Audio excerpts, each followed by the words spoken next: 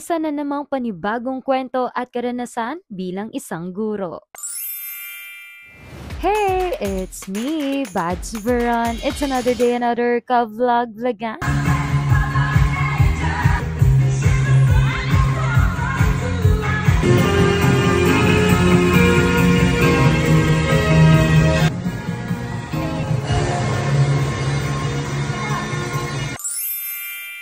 At ito na nga mga kabads, gusto ko lang i-share sa inyo itong panibagong experience ko bilang isang teacher. At alam nyo ba, sa totoo lang, feeling ko newbie pa rin ako kahit may isang taon na ako. Kasi tuloy-tuloy pa rin ang learning, di ba?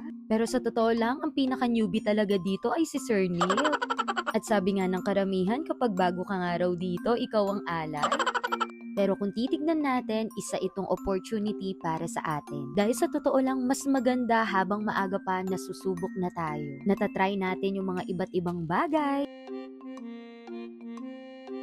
At ito nga, unexpected na opportunity ang dumating, naging bahagi nga ako ng North Dancers na magpe-perform para sa Teacher's Day. By the way, mga guru rin nga po ang mga kasama ko rito. Pero ito lang po ang sasabihin ko sa inyo ha, hindi po talaga ako totoong dancer. Hindi po ako yung tipong trained o sanay na sasayaw, pero sobrang honored ako na mapasama at mapili. Naalala ko tuloy nung high school ako, nung nasali nga ako sa street dancing. At dun nga, medyo natuto nga akong sumayaw at nagkaroon nga ng confident at makisama sa iba't ibang klase ng tao. Pero nakakatuwa lang no, yung mga ginagawa ko dati noon bilang estudyante, ginagawa ko pa rin kahit teacher na ako. Kaya sabi nga ng mga ibang teacher, dito nahihil yung inner child natin. At parang kailan lang nga, nung nagpa-practice nga kami ng sayaw dito sa pageant ng Mutya at Lakaning Talaturong Fernandino. At sakto pa nga noon, may sciatica ako, yung may ugat na naipit. Kaya sa totoo lang, medyo challenging talaga physically noon. But in God's grace, hindi na halata. At nagkaroon pa ng magandang resulta. At minsan talaga nakakatawa na lang talaga. At alam nyo ba ngayon naman sa dance performance na murder naman ang mga paa ko. Pero syempre, kahit may mga pinagdadaanan tayo or mga nararamdaman kapag ganitong usapan, kailangan tuloy lang at laban. At dito mo talaga makikita ang grace ni Lord kasi kahit anong hirap,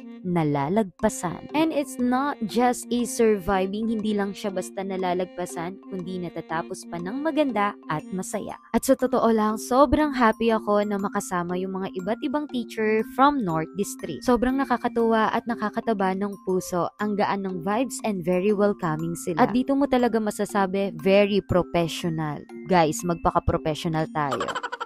And grabe, sobrang na-appreciate ko nga yung kindness ng bawat isa. From co-teachers na mga kasama ko sa school, mga ibang teacher from the other school, pati na rin nga yung mga school heads or principals. Ramdam na ramdam mo ang suporta ng bawat paaralan. At syempre, gusto ko rin nga pong magpasalamat sa mga kapwa ko dancers. Wow, dancer-danceran. Pero totoo po yun maraming salamat sa mahaba niyong pasensya kapag minsan makulit na ako. Ay Diyos me, ramdam ko na tumatanda na ako, hindi ako nagme-memorize ng step. Pero alam nyo, kaya nasabi kong sobrang honored na maging parte nito. Sobrang nakakabilib yung mga talented na teachers. Alam mo yung tipong hindi lang sila magaling sa pagtuturo, ang gagaling pa nilang sumayaw. At aminin natin, hindi lahat dito bata pa. Pero syempre, bata pa rin ang mukha at ang puso. Pero kung makikita nyo silang sumayaw, grabe yung grace and energy nila, parang hindi napapagod. At syempre, gusto ko ring i-appreciate ang choreographer namin dito. Dahil sa totoo lang, napakaikli na ng panahon para magawa at matapos namin ito. Meron na lamang kaming natitirang 9 days para mag-isip ng concept at mag-practice. At ang unang ginawa nga namin ay nag-meeting kami at nag-isip ng mga iba't ibang kanta na gagamitin. Dahil ang tema nga ng World Teachers Day sa sayaw ay retro. At nakakabilib nga, nung pangalawang pagkikita na namin, nung magpa-practice na kami, ay buo na agad. At ang tanging gagawin na lang namin ay mag-memorize ng step, mag-practice at galingan sa pagsasayaw. Grabe, medyo na-culture shock nga ako nung first day namin. Yung tipong hindi mo pa memorize yung figure 1 and figure 2, nasa figure 3 and 4 na kayo. Pero dito mo talaga makikita yung pagiging professional ng bawat isa, lalo na yung choreographer namin. At ayun na nga, sobrang na-appreciate ko lahat ng mga nakasama kong teacher dito. Bukod sa magagaling talaga silang sumayaw, sobrang saya nilang kasama. At ayun na nga, kahit hindi po ako dancer by profession or by heart, hindi, kahit pa paano naman, gusto ko naman sumayaw, no? Pero I'm so grateful na naging part nga ako ng ganitong event.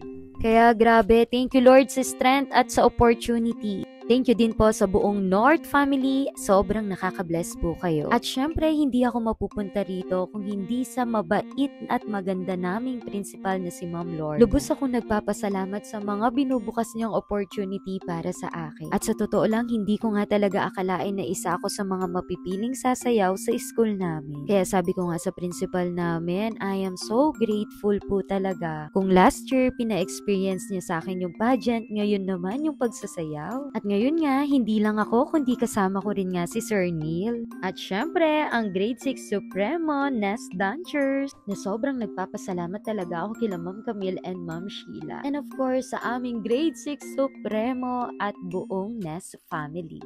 Muli, Happy Teacher's Day sa ating lahat.